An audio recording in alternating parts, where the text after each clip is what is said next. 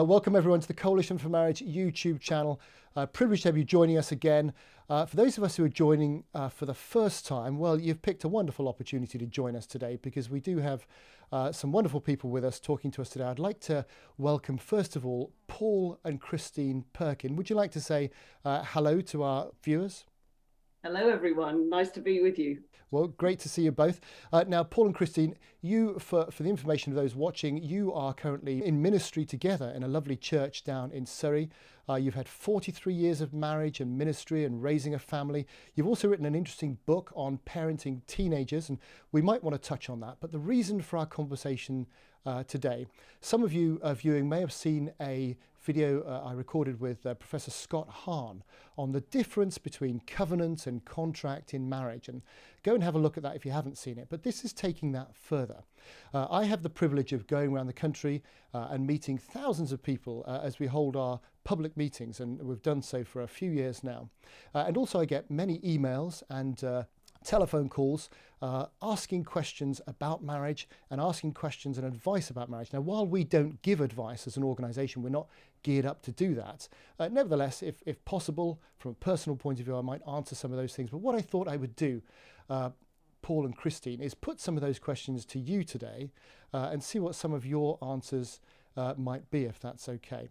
But first of all, have I got your introduction correct? Is there anything else you'd like to add to that? Well, there's only one vicar in the family, one ordained minister, that's Paul. Right. We thought that was plenty in one family. Yeah. But yes, I've worked alongside and in church life. I think we've jointly led the churches we've been in, and in particular in central London, where we were for 33 years. Brilliant. And that makes perfect sense. Your book, Parenting Teenagers, is quite interesting because as I've got 4 children myself, all who have one's going through the late teens, but the rest have all been through it. And a piece of advice I had on success as a parent of teenagers was lower your expectations. It certainly seemed to work for me. When we wrote the book, our children didn't know whether to be humoured by it or horrified. So did you write the book before you had teenagers or afterwards? After, I think Okay. our youngest was sort of 18 Right, at the time. Okay. They were Excellent. just emerging out for the top end. Yeah, well, it is a challenge, and I read lots of things, but that expectations thing was definitely the one that seemed to help quite a lot.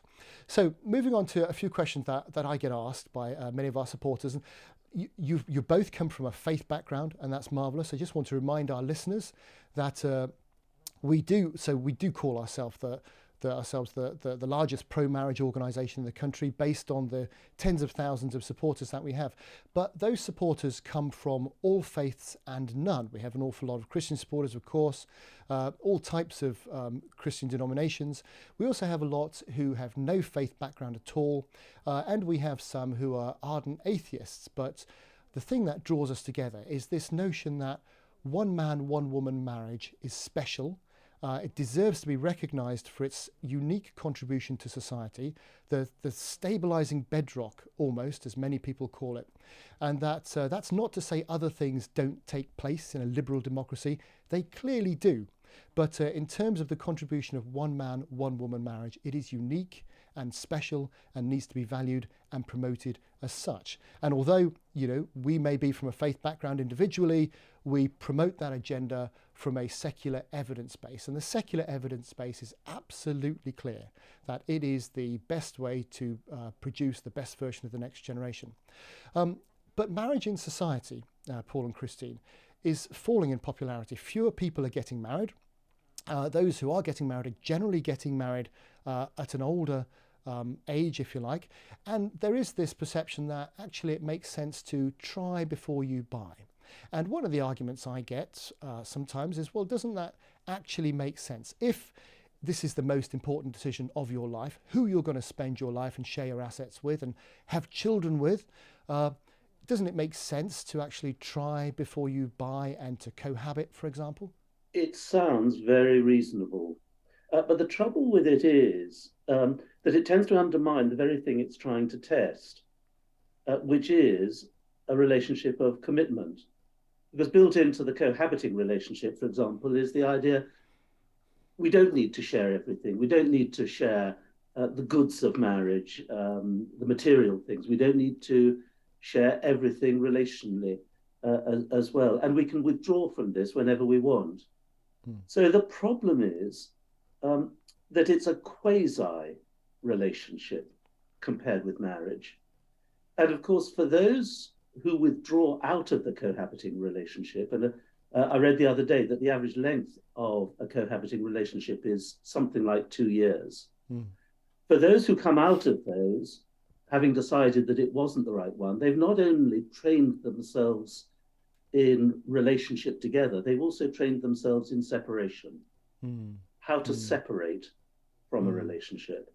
And it's interesting that there's, again, the statistics prove that that more marriages break up after having lived together than if they haven't. And I think, again, it's that whole thing. Suddenly, you think you know this person and you committed to them before marriage, but actually it's not the same.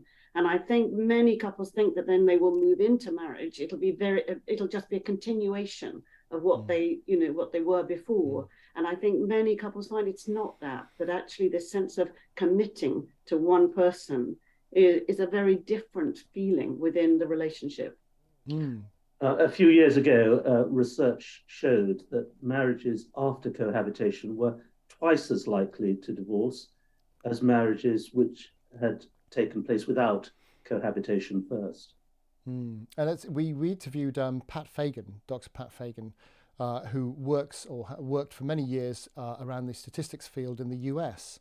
And the US is quite unique in that it gathers data on absolutely everything. And the point he made very, very solidly from the data in the US, that actually the more sexual partners you had before you were married, the less likely your marriage was to do well, frankly. And even if it was anything above one, if you had a sexual partner before you were married, well, your marriage statistically was likely to fail, which is, fascinating. And that's from a data of, well, they're now 360 million people, aren't they?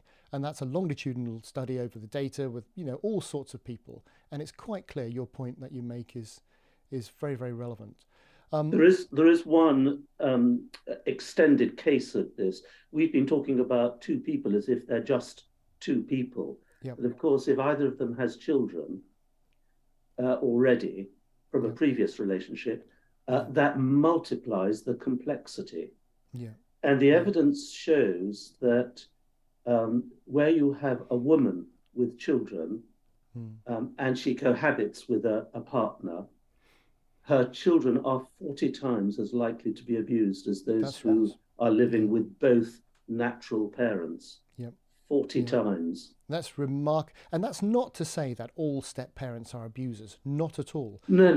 But the statistics, the statistics on a population basis are very, very clear. You're not as safe growing up with step parents as a child as growing up with your natural biological parents. Yeah. And the relationship that's been proven to keep biological parents together for the longest is called marriage. And the stats are just very, very obvious about that. So what do you think is more to marriage? Why does this thing, what's the difference? I mean, is it just a piece of paper? What's the difference that makes that thing something different and special, do you think? But it's much more than a piece of paper.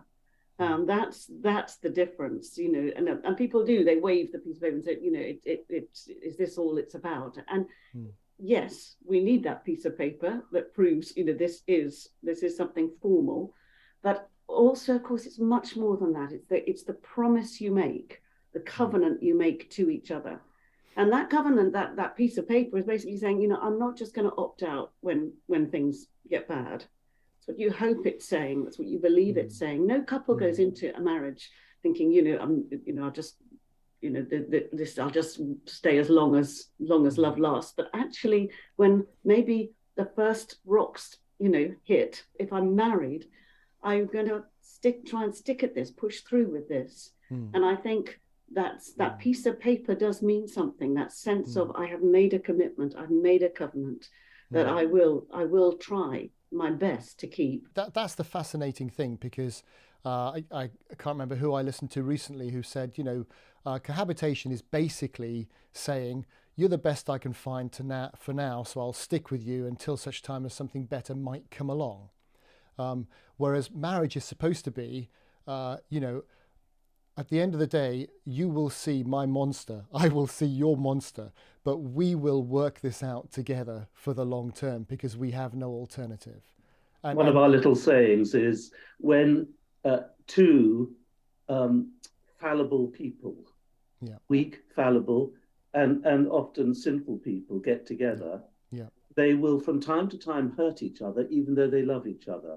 that's right. And Yeah, we have to that's come to right. terms with that. That's right.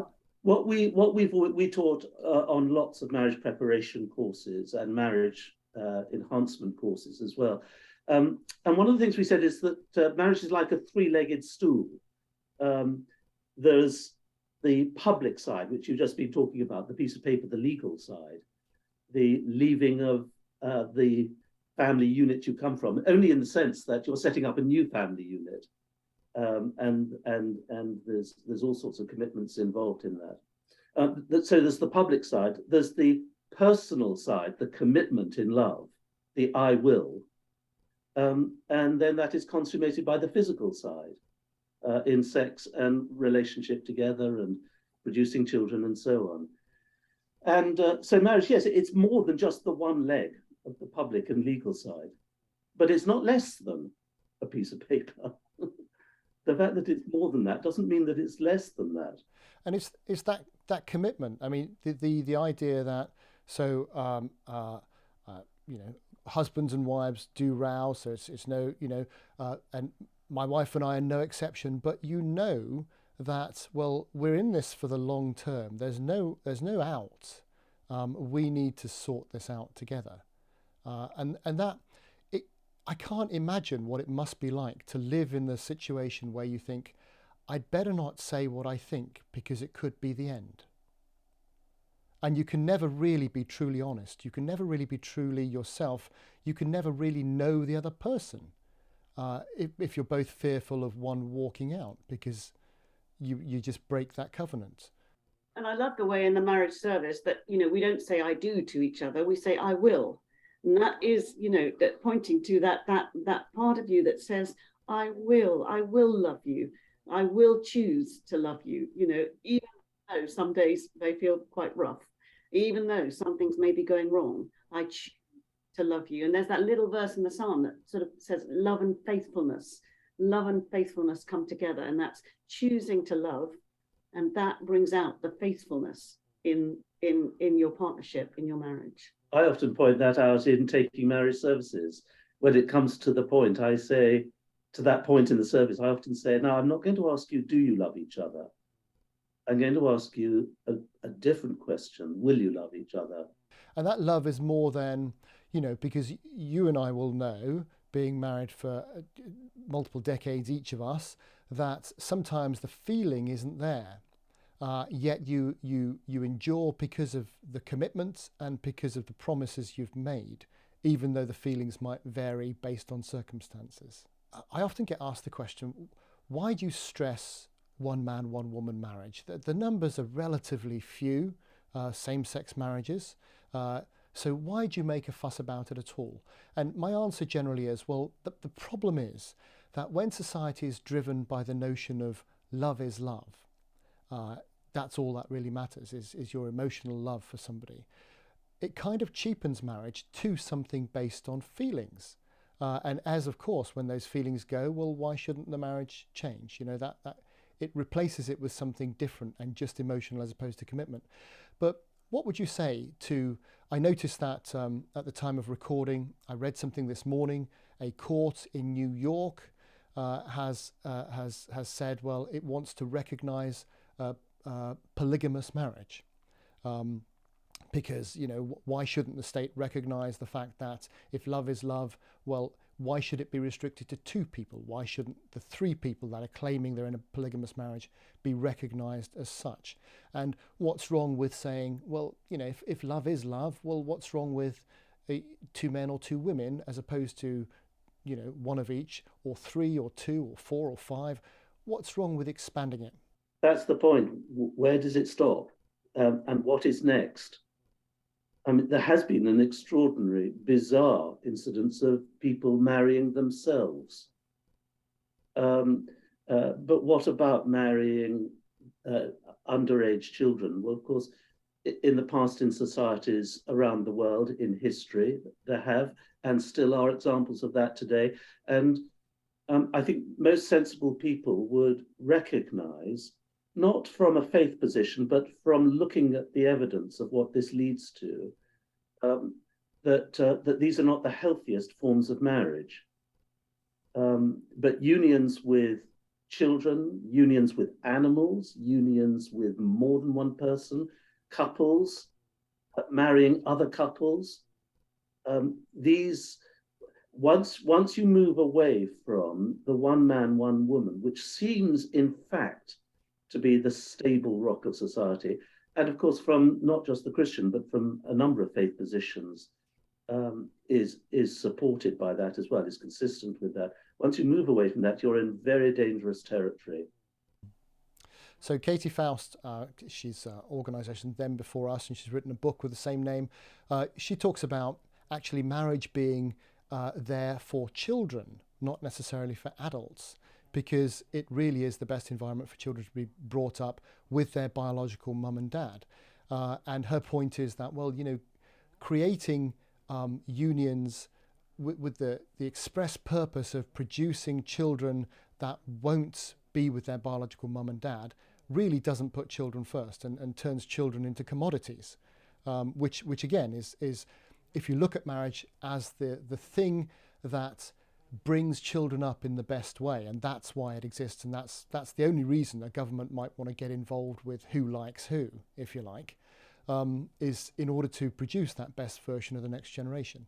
And Katie's quite strong on the idea that we should have a children's rights focused policy set up in the country, as opposed to adult desires, which is a very, very different thing.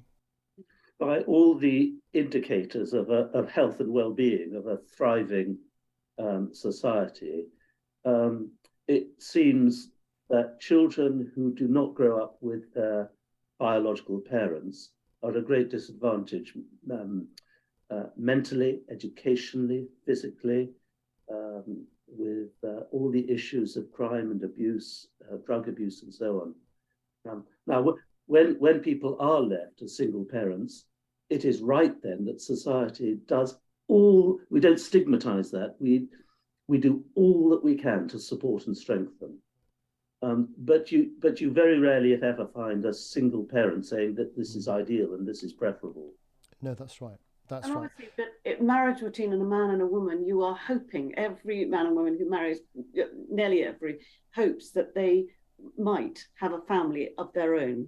Now, that's not always possible, and we recognise that, and we walked with many couples who've, either, not able to have children of their own, or have adopted, but there's a sense in which, for most couples, for a man and a woman marrying, there is that possibility of having their own children, bringing up, raising children themselves, and we would look at many single parents and those who have adopted, saying, they are doing amazing work, but it's.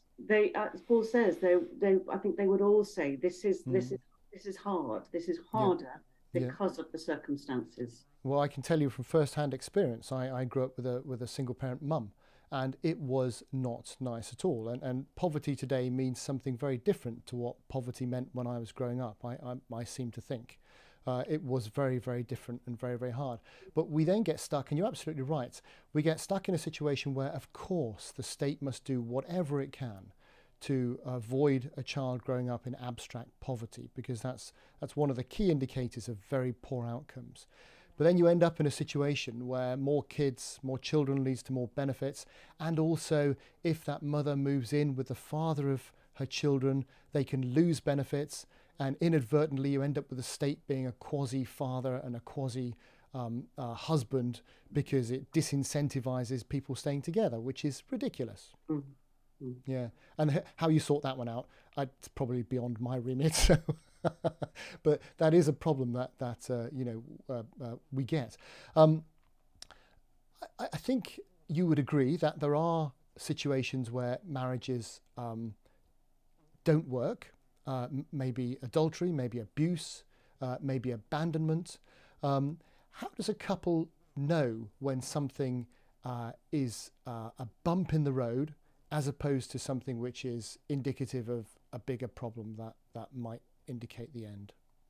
Well, we were in a church where in London where we were in touch with a lot of young couples, young to middle-aged couples, and so spent a lot of time personally, individually, counselling along over the years.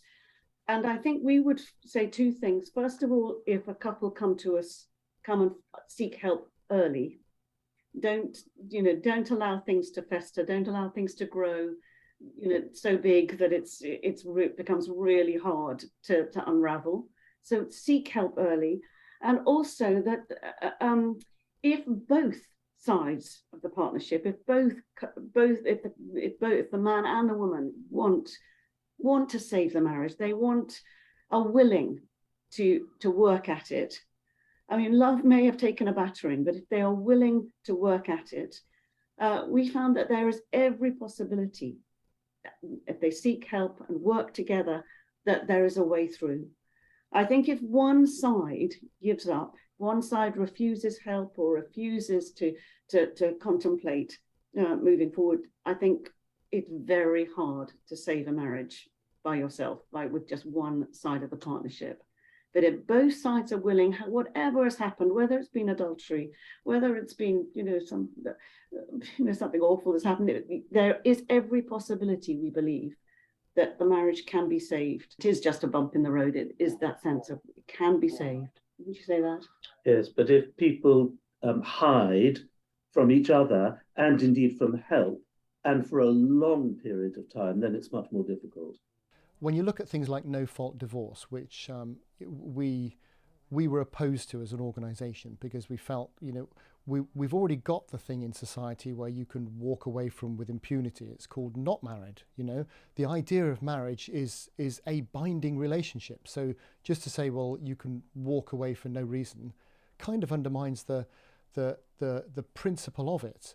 But what's your view on, for example, you may not know much about it, but the courts used to be obliged, and the legal profession used to be obliged to encourage couples to seek counselling, as you're talking about, to try and retrieve the marriage as much as is possible.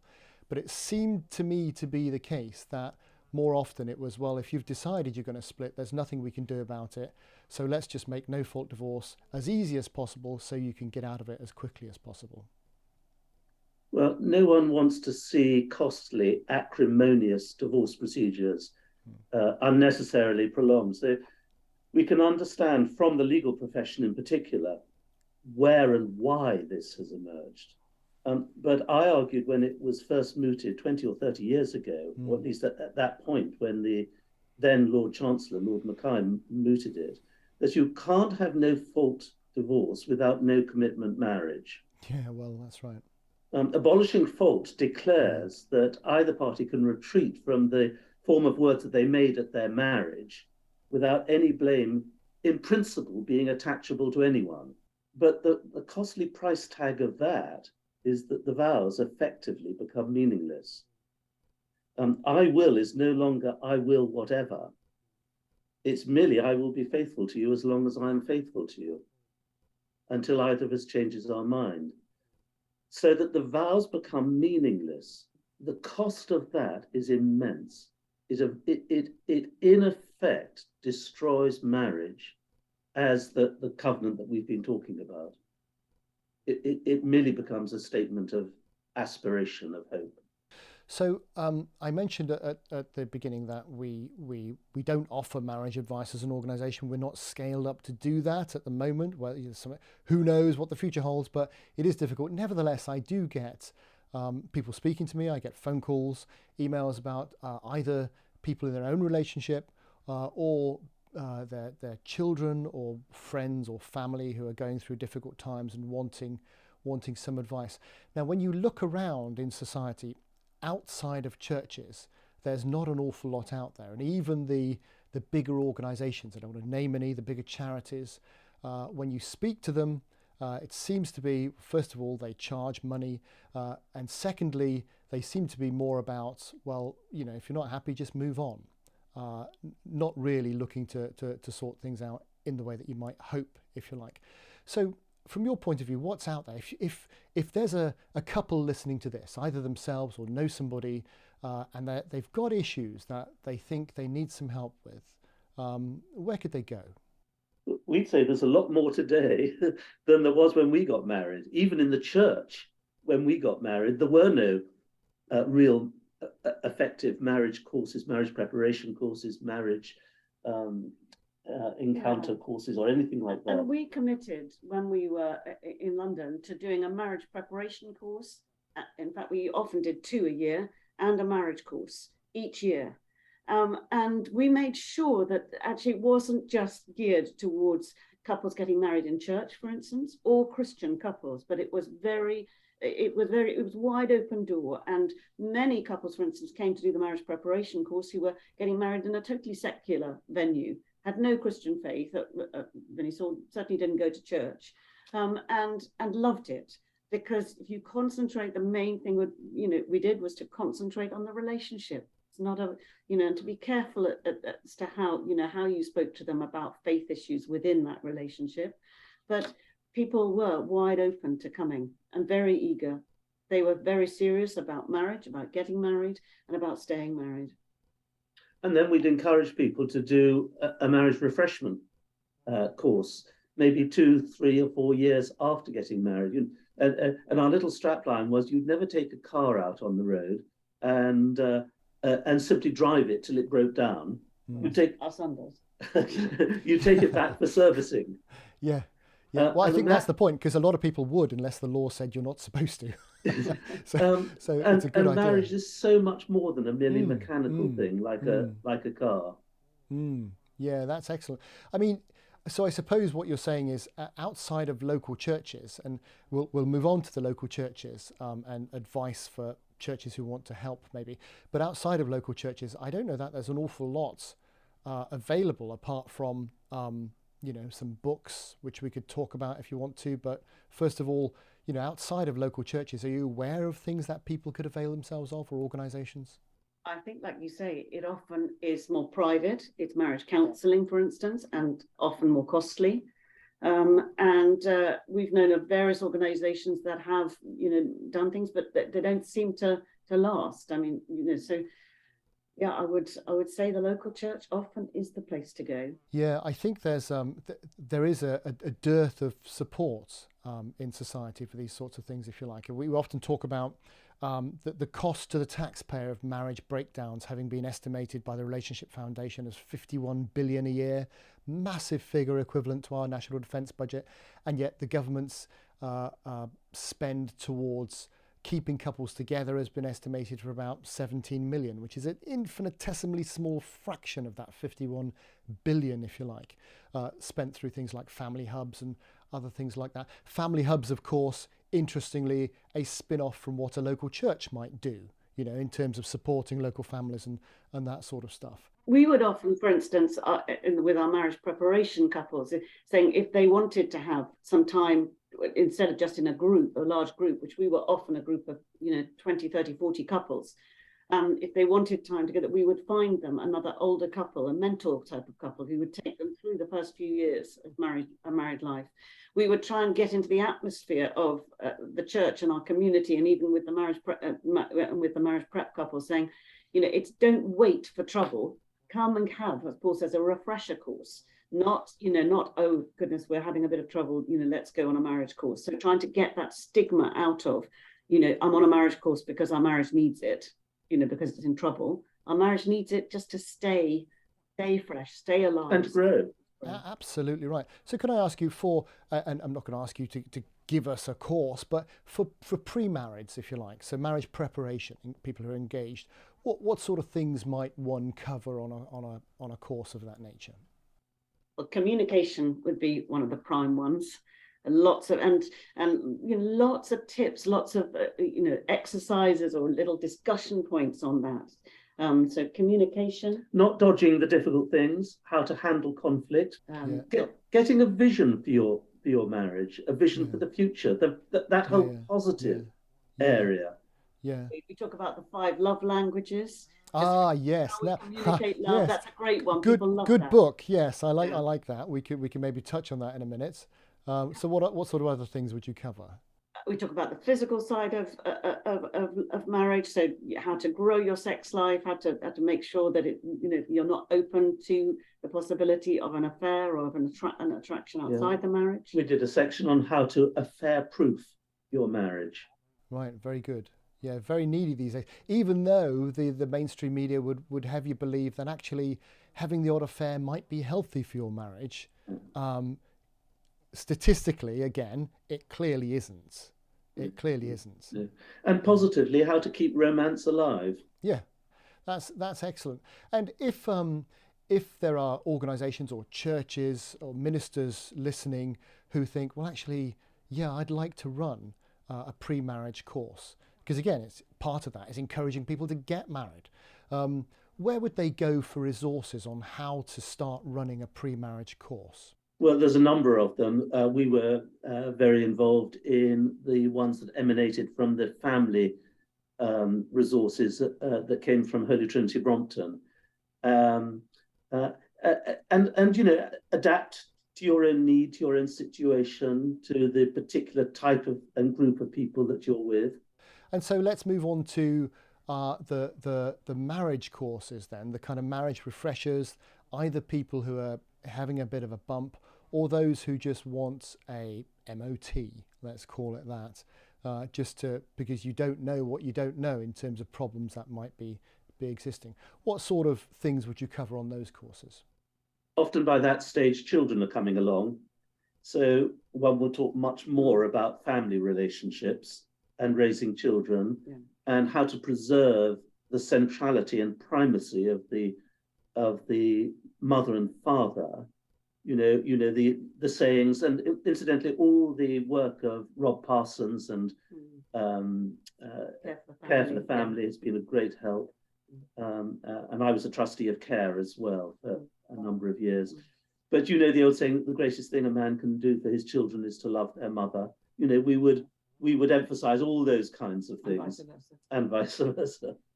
Yeah, and that doesn't so when you say love their mother, it doesn't necessarily mean to gush with overflowing emotion, because that's not always going to be there. But the practical implication and practice of love on a daily basis. Yeah, from a man's perspective.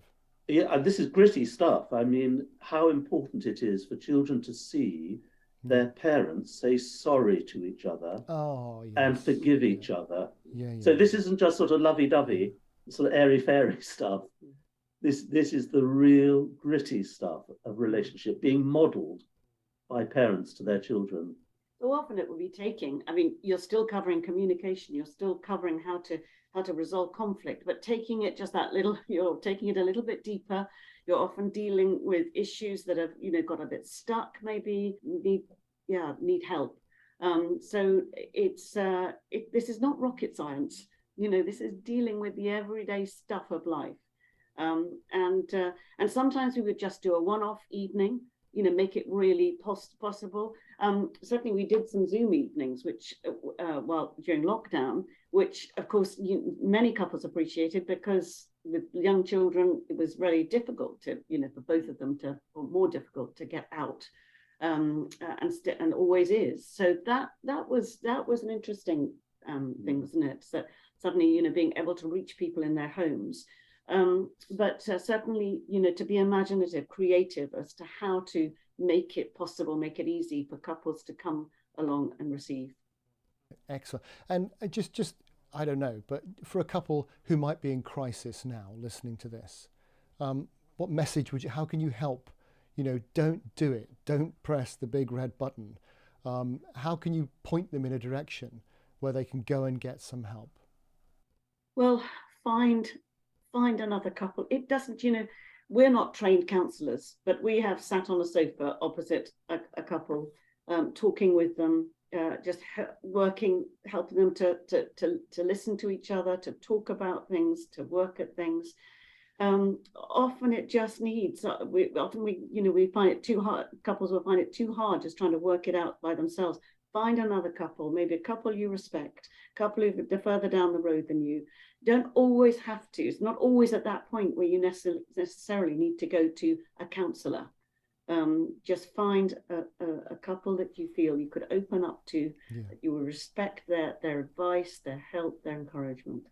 And often couples are not in crisis, but they're in the early stages of it, the early stages of settling down into taking each other for granted and drifting apart. That's the time to really find help. And a couple said to us at a time when we needed to hear that, they said to us, don't settle for second best, go for gold. It was at the time of the Olympics. And it's just finding another couple who can coach us through not settling for second best, but going for gold. Yeah, and recognizing that we're all a bit broken, and actually all couples have a really difficult time of this and have to work through things. So you're not on your own.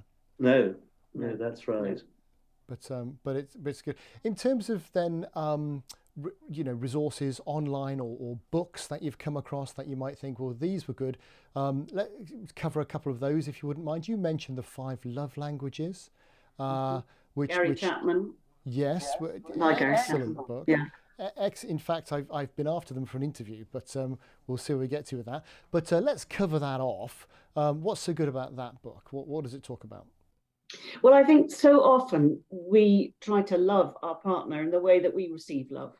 And this just opens that up and shows us that very often we've married our opposite for a start. It's often the way things work. We find out, we've married someone who we fit with. We don't necessarily exactly the same.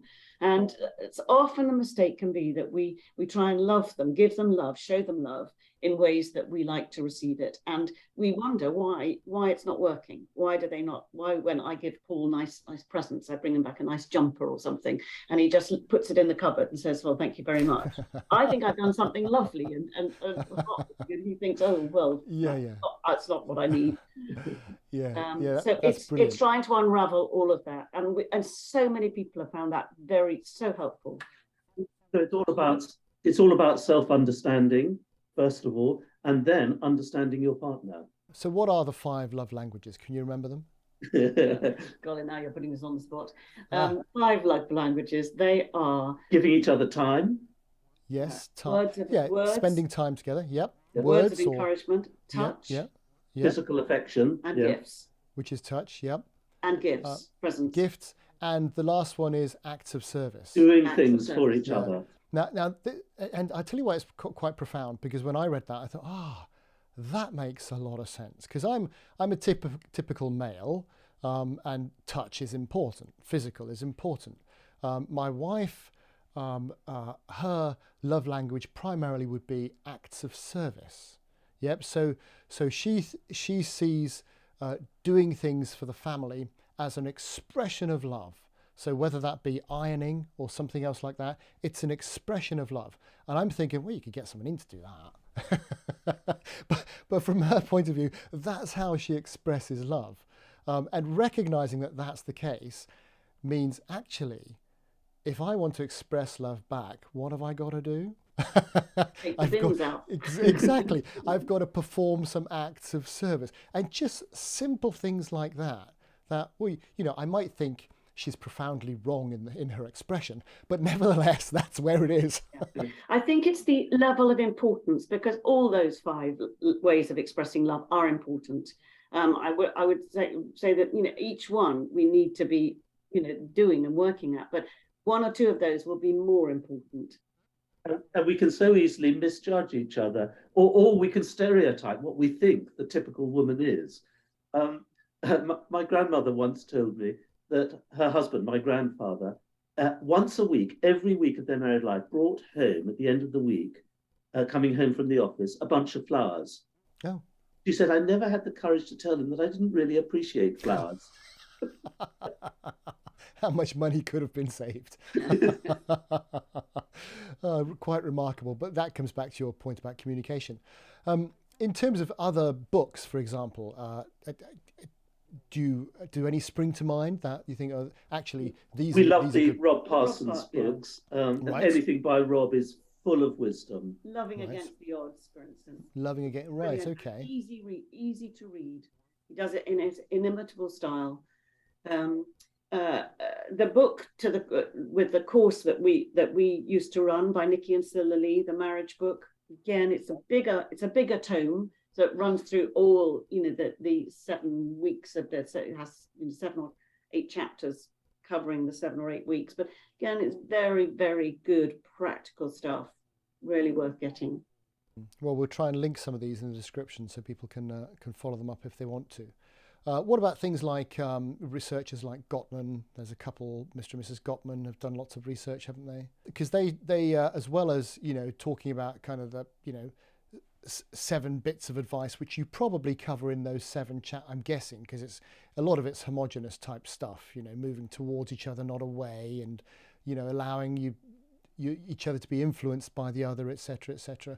And that's a fantastic point to raise as well. My wife and I are different people after 27 years than we would have been without each other, because we've fundamentally changed each other. And that's a great thing, and allowing yourself and accepting that that's going to happen. And the idea, the complementarity of man and woman, and the different things you bring to the relationship, allowing that change to take place is a lovely thing. And I've got blind spots which she picks up on for me, and maybe a little bit, in nowhere near as mighty a way, of course, vice versa, so there is that wonderful dynamic. A few couples have written some really good books. Tim Keller and his wife have written a really good book on marriage, and also Rick and Kay Warren, I think, have written a really good one too. Again, just the man woman both sort of contributing to what makes a marriage that lasts a lifetime. The things to avoid, if you like, as well as things to do. I read about the 4 horsemen of the apocalypse in terms of marriage, and I think, what were they? Criticism, contempt, defensiveness, and stonewalling. And that's quite so not being in a situation of constantly criticizing the other person, continually criticizing. The idea of a real killer is contempt. If you're contemptuous of the other person, that's how do you overcome things like that? So if you've got couples and one is just contemptuous of the other person, that's a tough one to get beyond, really. It is, isn't it? You've reminded us of a section that we've always included in the marriage refreshment courses on continually practicing appreciation and gratitude, affirmation. Of your partner. And of course, as you begin to do these things, they feed on themselves, in a sense. They grow themselves. Appreciation received is always reciprocated as well. And so any other advice for people tuning in, generally speaking, either people thinking about getting married or people in a marriage, any other words of wisdom in you've had, well, I don't want to say how many years together it'll be, it sounds like an awful lot of years, but in terms of your interaction with couples, pre-married, post-married, you bring a lot to the table. What would your general, if you were to sum up, some key learning points for people, what would they be? We'd want to say we're really positive about marriage.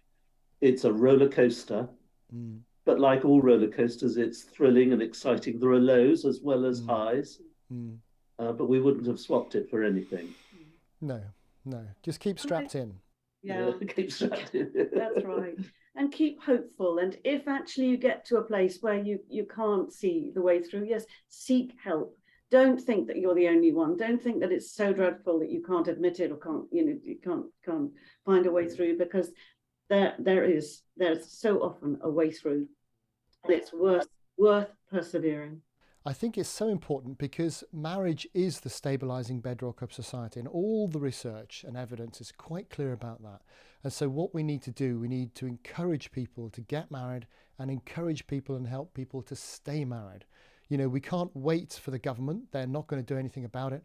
We can't wait, it looks like, for most of the churches. They seem to be abandoning all hope. And we can't wait for civil society. We've got to drive it from the bottom, which is the way it's always been done. And to encourage people to get married and to stay married. It deals with all sorts of things, whether it be the demographic time bomb of not enough people, all sorts of things. Marriage just is the answer. And I think that's why you've got people like Carl Trueman, who says, you know, marriage is at the heart of our culture war. It's the thing which, you know, once unpicked, leads to everything else falling apart. I saw a particular aspect of this at its worst when we were very involved in prison ministry. And I was at a conference with prison psychiatrists, prison chaplains, prison governors, a number of people involved in prison ministry. And we were talking about the reasons for recidivism, that is repeated offense, people going back to prison. Yeah.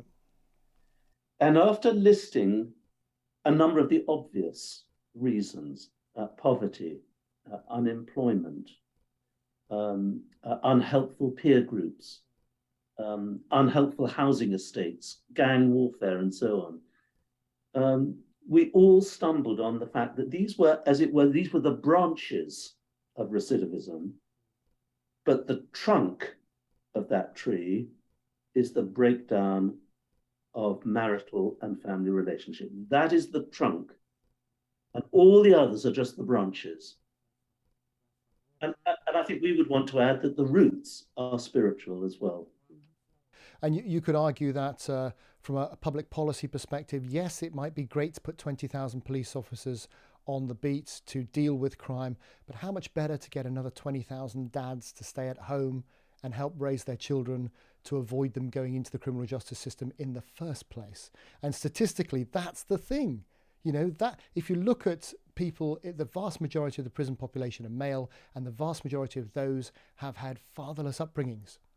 It's quite, you know, the stats are quite clear on these things. And at that conference I'm speaking of, I mean, these weren't all people from a faith position. And those who were from a faith position included the imam in the prison. And there was united agreement that the breakdown of parental relationship and parents with children was one of the biggest issues causing our criminal justice system now to be creaking at the seams, which, as we know, it is. Absolutely right. Yeah, it's not rocket science. It really isn't. But of course, there's a great unwillingness to recognise it. Yeah. Listen, you two have done wonderful work and more work to come. And the marriages you've helped keep together are innumerable, I'm sure. So thank you for all that. Thank you for your time talking to us today. Lovely to have you back sometime and delve into some other issues I've got. But I'm very, very grateful for your work. And let me encourage anyone who's listening, to encourage other people to get married if you can, to look at your own marriage, and anybody with problems, just do something about it. Marriage is a wonderful thing. It is the key to the success of our culture. Endless videos on our YouTube channel stating that. Can I thank you both for your time? Thank you, Tony. It's been wonderful talking to you too. And wish you all the best in your work and ministry over the years ahead. Thank you so much. Thank you. Thank you.